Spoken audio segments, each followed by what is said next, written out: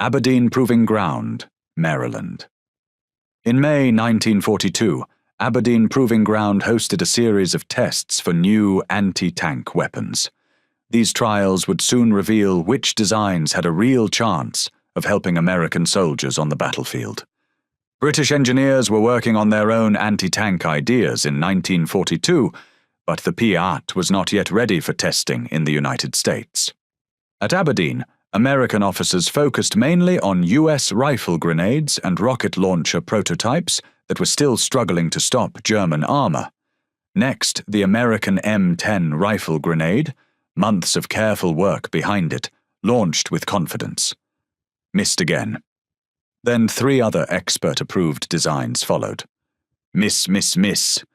Was military science going in the wrong direction? Were men, with all their intelligence, still helpless against German armor? Then, at the moment no one expected, a 24-year-old lieutenant named Edward Uhl stepped forward.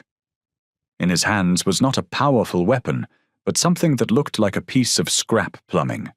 His sight was nothing more than coat-hanger wire, taped on because the real aiming device broke during transport that morning. The review board had already dismissed his design as completely impractical and too dangerous to carry. When the prototype was fired, the accuracy surprised everyone on the range. It showed a level of performance far better than the earlier weapons tested that month. Perfect accuracy. A cheap, simple idea had just defeated everything that military experts believed in. After the successful tests, senior army leaders approved the rocket launcher for fast production. Within weeks, factories were already building the first thousands of launchers for frontline units. By the end of the war, this rejected weapon had turned light American paratroopers into tank killers, feared even more by German crews than American tanks themselves. But the story we are about to explore does not begin with victory. It begins with desperate math and with young soldiers who never had a chance. The war room at the Ordnance Department felt heavy with failure that spring of 1942. Colonel Leslie Skinner sat at his desk, spreading the latest intelligence reports from North Africa across the polished wood surface, and each page told the same brutal story in slightly different words. Rommel's Africa Corps was cutting through British forces like a scythe through wheat, and the math behind it was simple, terrifying, and impossible to argue with. British Special Forces carried out small raids behind German lines during the North African campaign, but they did not make any large airborne drops at Gazala. These small units did face heavy danger, and some missions failed when German armored units reacted quickly. An American paratrooper, loaded down with combat gear, carried 80 pounds on his back and could sprint at maybe 8 miles per hour if he was lucky, and the ground was flat. When these two forces collided, physics always decided the outcome, and physics had no mercy for the infantrymen. Physics favored the Germans every single time. Skinner pulled out a photograph from the Gazala line engagement, though he might have wished he hadn't. British paratroopers had dropped behind German positions with orders to disrupt supply lines, and the mission had failed catastrophically when Rommel's panzers rolled through their defensive positions like they weren't even there. The boy's anti-tank rifle, which weighed about 36 pounds, was already too weak to stop German medium tanks, although it could still damage lighter vehicles of precision British engineering, had proven utterly useless against German armor. Its half-inch caliber rounds bounced off the steel plating like pebbles thrown at a battleship. Out of 240 paratroopers who'd been dropped into that engagement, only 37 made it back to Allied lines. The rest were dead, captured, or missing. The walls of Skinner's office displayed production charts that offered no comfort whatsoever. German factories were turning out many tanks, but American industry was quickly growing and soon produced far more armored vehicles than Germany could, and the Wehrmacht had learned combined arms warfare in Poland and France, perfecting the deadly coordination of armor, infantry, and air support, while American forces still relied on World War I tactics and equipment that had been obsolete for 20 years. But sitting right there on Skinner's desk was something that could change everything, if anyone could figure out how to deliver it effectively. The M10-shaped charge grenade represented a genuine breakthrough in anti-armor technology. A Swiss inventor named Henry Mohaupt had designed a hollow charge that could focus an explosive blast into a narrow jet of molten copper. The warhead could penetrate about 60 to 70 millimeters of steel, which was enough to defeat most German tanks at that time. Laboratory tests proved the warhead could penetrate any German tank currently in production. The delivery problem, however, seemed impossible to solve. At 3.5 pounds, the M10 was far too heavy for accurate throwing. Rifle-launched versions destroyed the weapons used to fire them, shattering stocks and dislocating shoulders. The only practical employment method required infantry to approach within arm's reach of enemy tanks, and that was a suicide mission no commander would ever order. Lieutenant Edward Uhl arrived at Skinner's office on a Tuesday morning in early spring, fresh from Lehigh University's mechanical engineering program, and trying his best not to look overwhelmed by his first major assignment. At 24 years old, he possessed the kind of methodical persistence that engineering professors valued highly, but that military bureaucrats often found irritating as hell. His habit of sketching mechanical solutions on any available surface had already earned him disapproving looks from senior staff who believed proper military officers should focus on paperwork, not doodling. Skinner handed him the M10 specifications and a stack of failed delivery proposals that must have been 3 inches thick. What we need is a way to deliver this warhead from a safe distance, far enough so that infantry do not have to stand right in front of enemy tanks. Every solution we've tried either lacks sufficient range or creates unacceptable risk to the operator. Uhl spent 2 weeks attacking the problem from every conceivable angle, and every angle seemed to lead to a dead end. Some rifle-launched versions created too much recoil and sometimes damaged the weapon, making them unsafe for regular soldiers and no desire to fire a second shot. Mortar-delivered variants proved wildly inaccurate beyond 50 yards, which meant soldiers would still have to get dangerously close to using them. Engineers also tested several unusual launcher ideas, but these designs were impractical and gave poor accuracy. Each potential solution created new complications that seemed to multiply faster than he could solve them. The breakthrough came during a routine visit to Indian Head Naval Proving Ground in Maryland, though Uhl wouldn't recognize it as a breakthrough until he'd had time to think it through.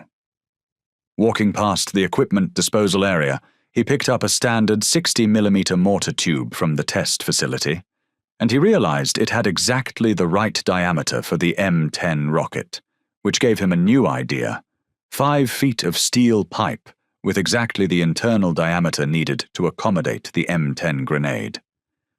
The inspiration struck him with the kind of clarity that makes you wonder why nobody had thought of it before. Traditional rocket launchers failed because they tried to contain the entire combustion process within complex mechanisms that were expensive to build and easy to break. But what if the rocket motor burned out completely before the projectile even left the launch tube? The operator would be protected by the tube itself, reducing the backblast danger to a safer level, although soldiers still needed to be careful when firing in tight spaces. The rocket would emerge with sufficient velocity to maintain accuracy at extended range. The whole system could be simple, cheap, and reliable. Working in a borrowed machine shop with tools that had seen better days, Uhl welded a pistol grip and simple electrical trigger to the mortar tube.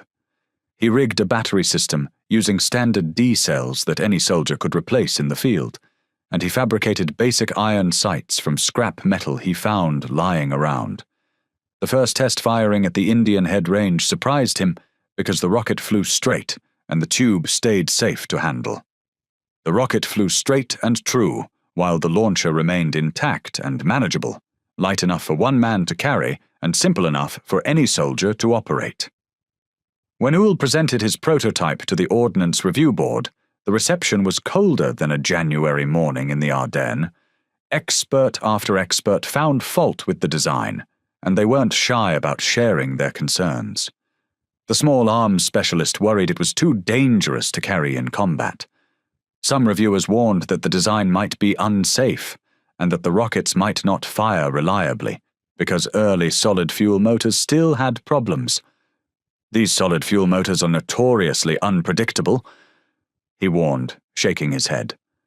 "Half the rounds will probably misfire or detonate prematurely." The committee's consensus emerged quickly and decisively. Some officers preferred to keep using existing grenade launchers because rocket weapons still seemed new and untested at the time. America would take the safe, sensible, traditional approach that had served militaries well for generations. But as spring turned to summer, intelligence reports brought increasingly urgent news that changed the calculation entirely. Reports showed that Germany was improving its own shaped charge weapons, and this pushed the US Army to speed up its search for a practical launcher. Within weeks, Wehrmacht engineers were reverse engineering the concepts, racing to develop their own versions before the Allies could field a working system. The technological advantage that shaped charge warheads represented would soon belong to both sides, unless America could deploy a practical delivery system first. The final test was scheduled for Aberdeen Proving Ground in May. Several anti-tank designs were being tested that month at Aberdeen, and Uhl's launcher was added to the trials to see if it could perform better than the earlier ideas. The winner would receive immediate production contracts and glory. The losers would be forgotten, consigned to footnotes in obscure technical reports that nobody would ever read. Uhl had one opportunity to prove that conventional wisdom could be wrong, that elegant simplicity might triumph over complex engineering, and that a 24-year-old lieutenant with a modified mortar tube could revolutionize infantry warfare. The German panzers rolling across North Africa wouldn't wait for bureaucratic deliberation or second chances. Uhl worked 18-hour days in Skinner's workshop, transforming his crude prototype into a weapon worthy of mass production, and the challenges seemed to multiply with each passing day. The original mortar tube required extensive reinforcement to handle repeated firings without cracking under stress. He reinforced the rear section of the launch tube with strong wire to prevent damage in case the rocket failed to leave the launcher. The electrical ignition system demanded redundancy that could save lives in combat. The firing system used several D-cell batteries stored inside the wooden stock, which gave the launcher a more reliable electric ignition in the field.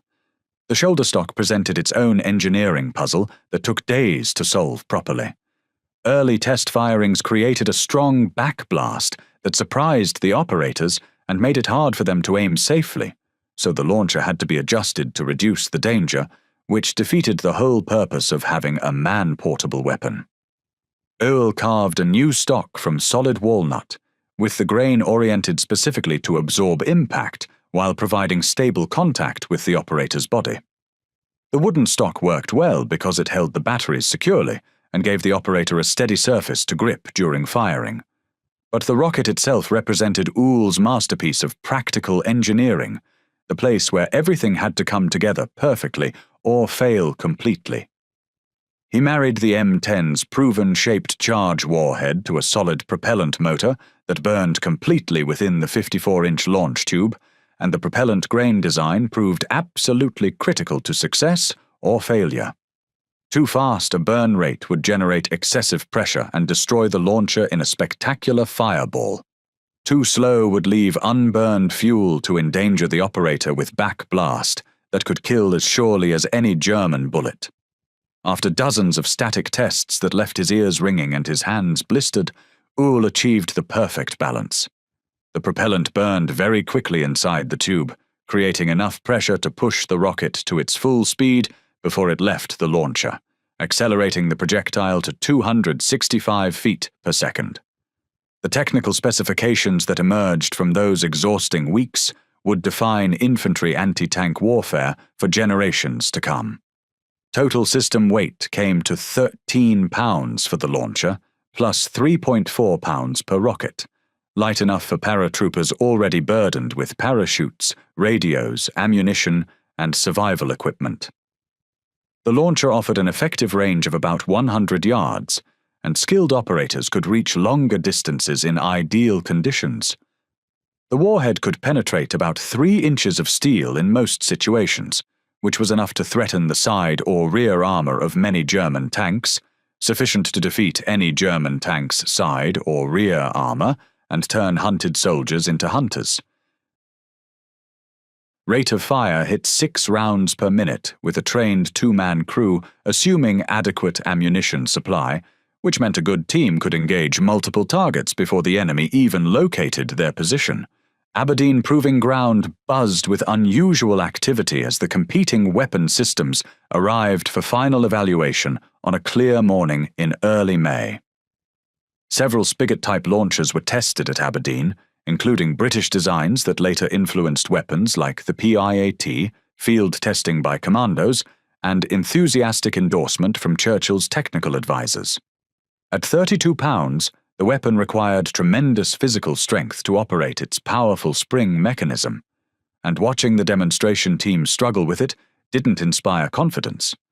Its hollow charge projectile could theoretically penetrate German armor, but only if the operator could accurately engage targets while wrestling with the weapon's unwieldy bulk, and the spring that seemed determined to fight back. The American M10 rifle grenade represented incremental improvement over existing technology, the kind of safe, sensible development that military procurement officers loved because it minimized risk and maximized familiarity. Standard infantry rifles could launch the shaped charge warhead using blank cartridges, providing every soldier with theoretical anti-tank capability without requiring new weapons or extensive training. But combat reports from North Africa revealed fatal weaknesses that the testing range couldn't hide. Insufficient range meant soldiers still had to get dangerously close. Poor accuracy turned engagements into gambling. Warhead reliability problems left infantry defenseless precisely when they needed protection most. 3 experimental designs from established defense contractors filled out the field, and each represented sophisticated engineering approaches backed by millions in development funding and decades of corporate experience building weapons for the military. Complex fire control systems promised improved accuracy through calculations and adjustments. Advanced metallurgy offered reduced weight without compromising strength through exotic alloys. Proprietary propellant formulations claimed superior performance under extreme conditions that ordinary explosives couldn't match.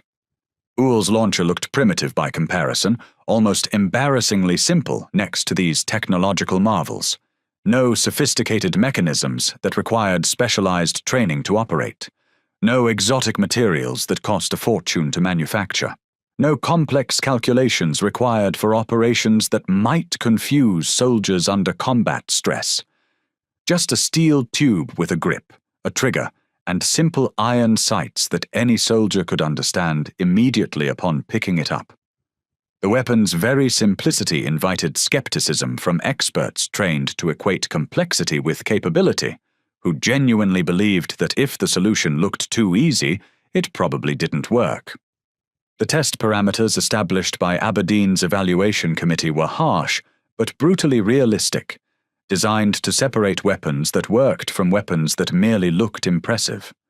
The weapons were tested against a moving tank target at a practical distance, which helped the evaluators see how each design performed under real battlefield conditions. One morning in May 1942 dawned calm and clear at Aberdeen Proving Ground, and the good weather gave the army ideal conditions for testing new anti-tank weapons. Uhl arrived early to make final checks. When he checked the launcher that morning, he realized it had no proper sights at all, so he would have to improvise something on the spot. The precision-machined iron sights were twisted and broken, clearly mishandled by logistics personnel who had no idea what they were ruining. With only hours before the decisive demonstration, panic pushed against weeks of preparation. Skinner arrived to find Uhl desperately trying to repair the sights with poor tools. The colonel watched briefly before offering the kind of practical wisdom that separates good officers from bureaucrats. "We need sights that work, not sights that look pretty." Together they improvised a replacement using a coat hanger and a broken nail, held together with electrical tape.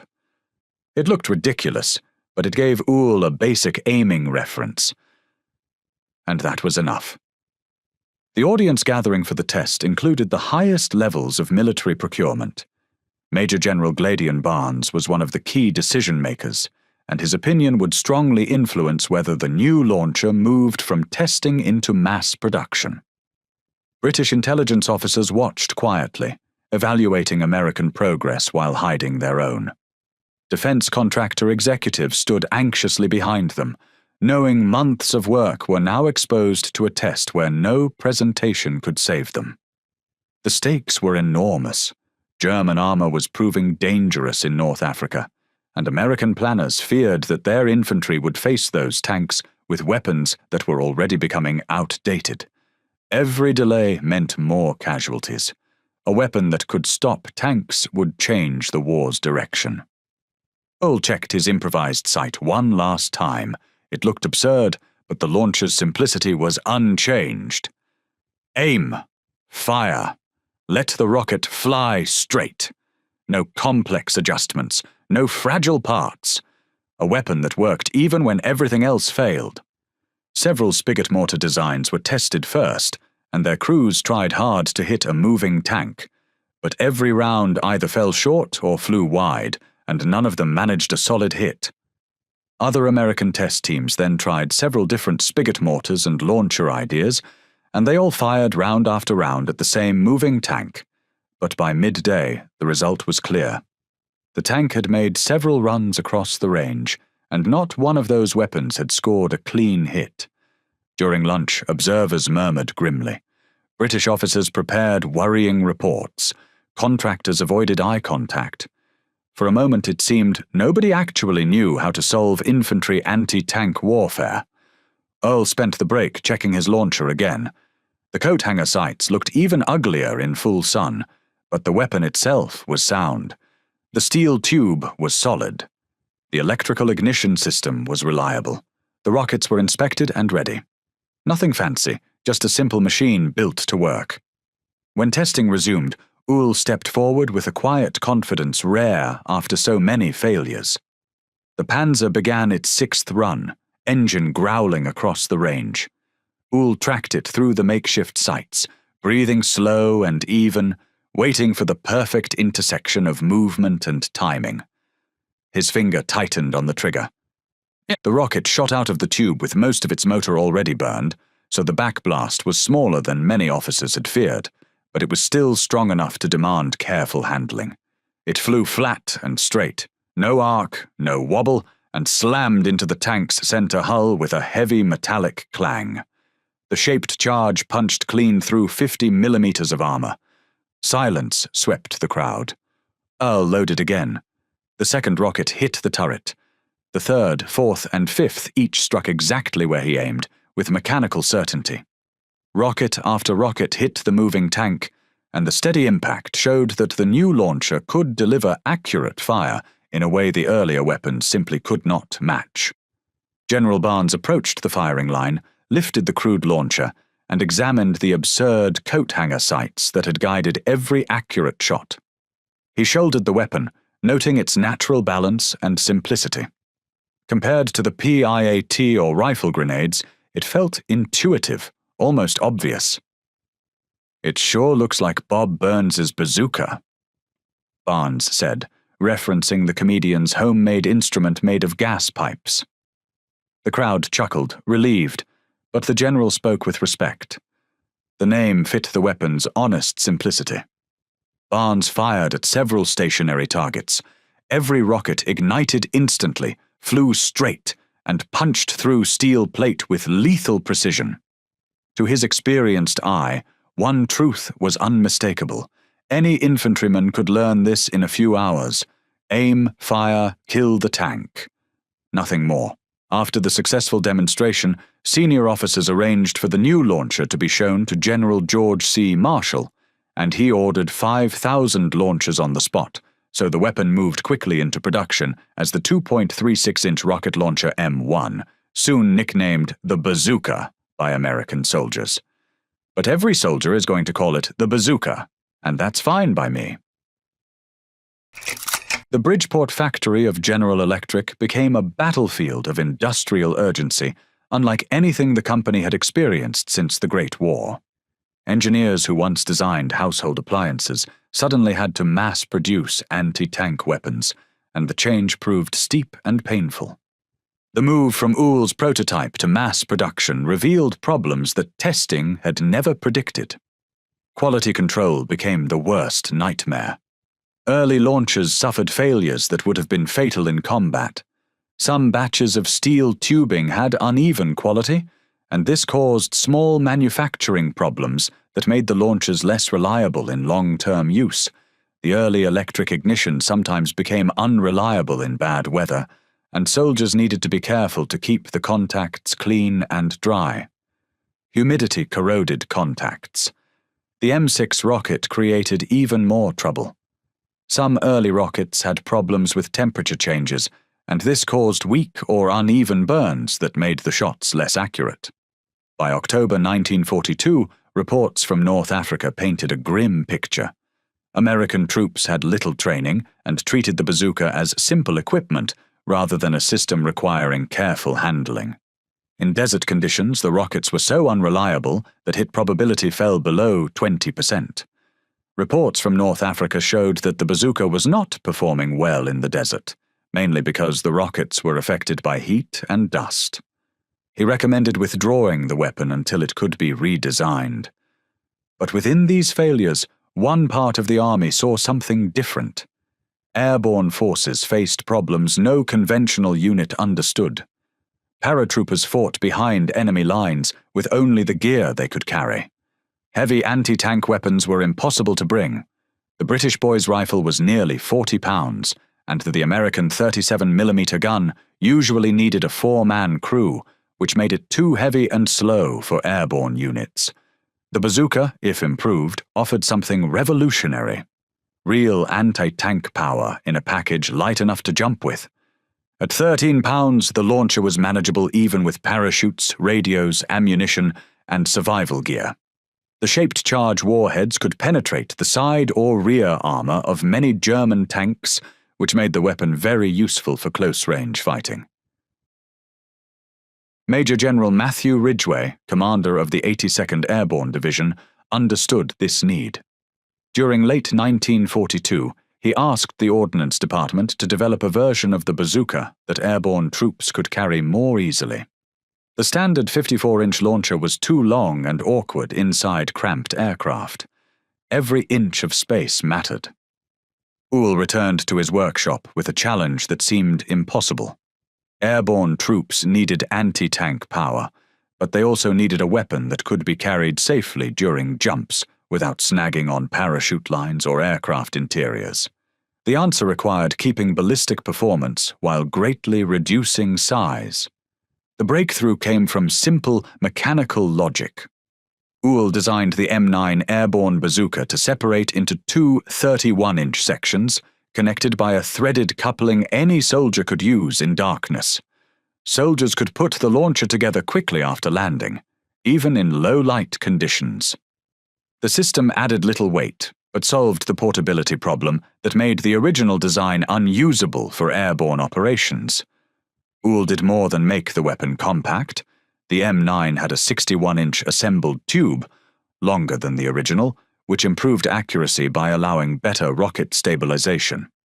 The new magneto-ignition reduced many of the electrical problems that earlier models had. The new metal parts made the launcher stronger and more durable, even though the overall weight stayed about the same.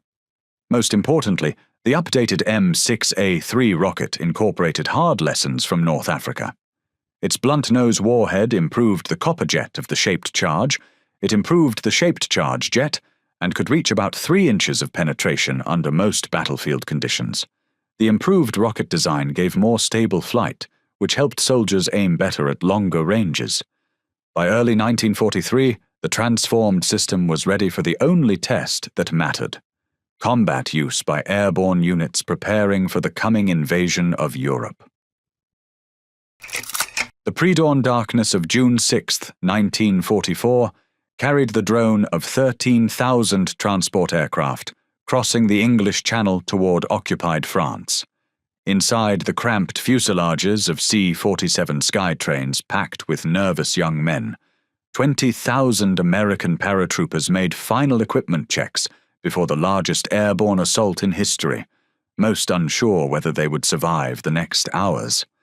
Some individual paratroopers are said to have used bazookas during the Normandy fighting, but many detailed claims about who fired at which tank and personal names remain unverified. The drop scattered American forces across the countryside when winds, anti-aircraft fire, and inexperience pushed aircraft off course. Paratroopers landed miles from planned zones, forming isolated groups deep behind German lines. For conventional infantry, this dispersion would have been disastrous. But airborne forces equipped with portable anti-tank weapons now had striking power that created opportunities German defenders were not prepared to face. Rani landed in a flooded field east of his intended zone, cutting free from his harness, while German voices echoed nearby. His hands assembled the bazooka automatically, while enemy soldiers searched for the Americans they could hear, but not see. The coupling system worked as designed, exactly as he had practiced. The transformation took less than 30 seconds. Across the dark countryside, other paratroopers did the same, forming small teams capable of destroying armor without support from heavy weapons still trying to get off the beaches. In the hours following the landings, some airborne bazooka teams reported engaging German armored units, and cases of knocked-out or abandoned enemy vehicles were documented, although not always confirmed as bazooka kills. Within hours of the landings, airborne forces had demonstrated a capability that shifted the tactical balance in Normandy. German armor, once almost immune to infantry attack, now faced lethal threats from soldiers who could appear anywhere and strike from unexpected angles. The psychological impact proved as important as the physical destruction. Tank crews who once felt invulnerable now approached hedgerows and farm buildings with caution that slowed operations and reduced combat effectiveness. Near Carentan, Lieutenant Richard Winter's team disabled 3 German tanks in minutes, breaking up a counterattack threatening the causeway to Utah Beach. At Chef du Pont, bazookas destroyed 2 Stu-G-3 assault guns blocking a key bridge and preventing American advance.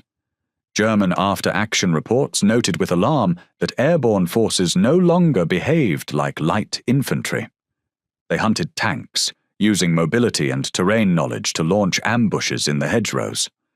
By the end of June 1944, Allied reports credited bazooka teams, including some from airborne units, with destroying or disabling a number of enemy armored vehicles.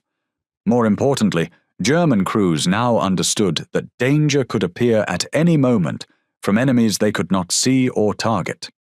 The standard allocation of bazookas per company gave paratroopers firepower equivalent to anti-tank gun platoons while keeping airborne mobility.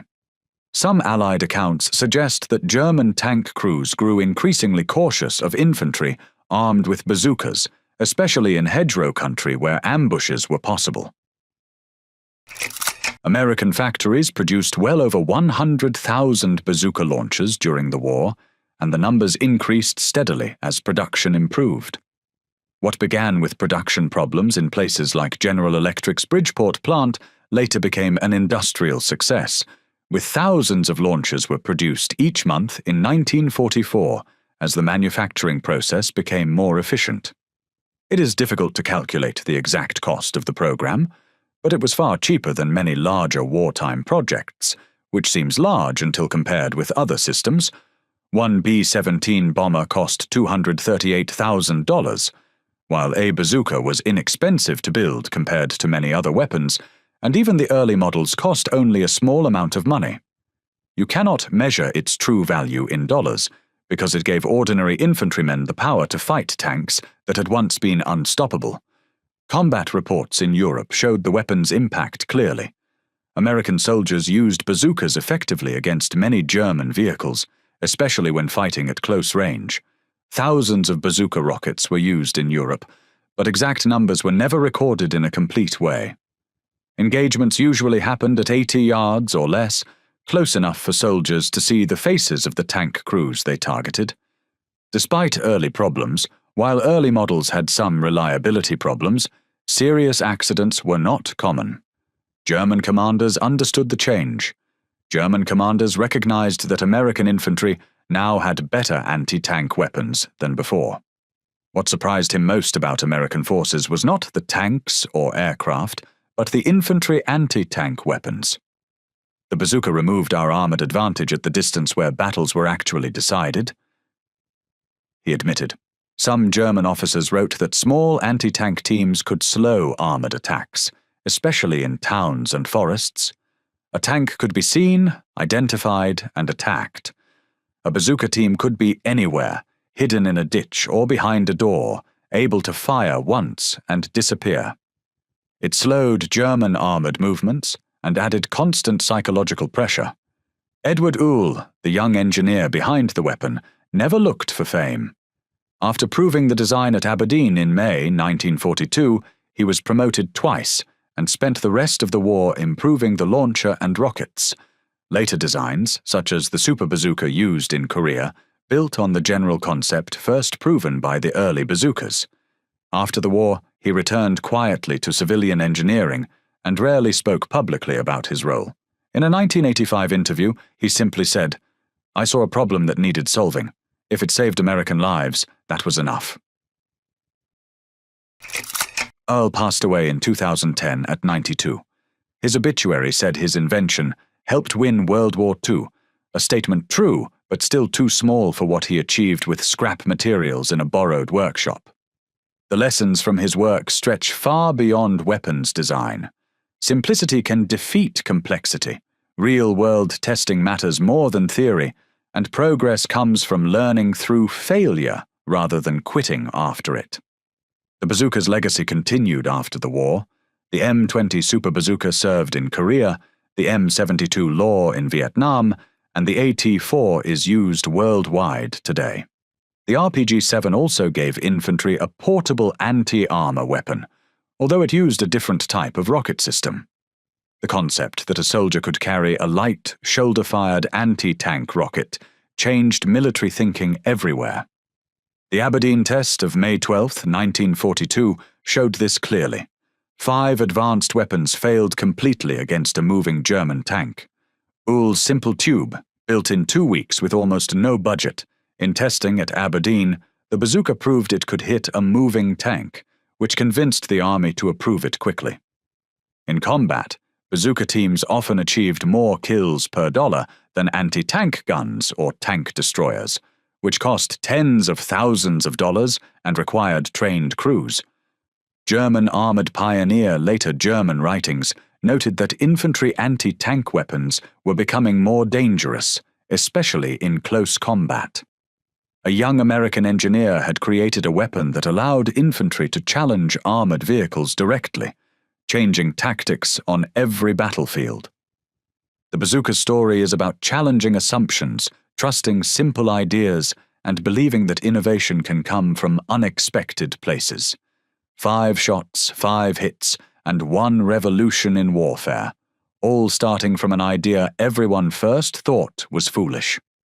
If you enjoyed this story of American ingenuity transforming the course of World War II, subscribe to our channel for more untold tales of ordinary people who achieved extraordinary things in history's most critical moments. Every week, we bring you the stories that textbooks forgot, the moments when individual determination changed everything. Hit that subscribe button and join us as we uncover the hidden heroes who shaped our world.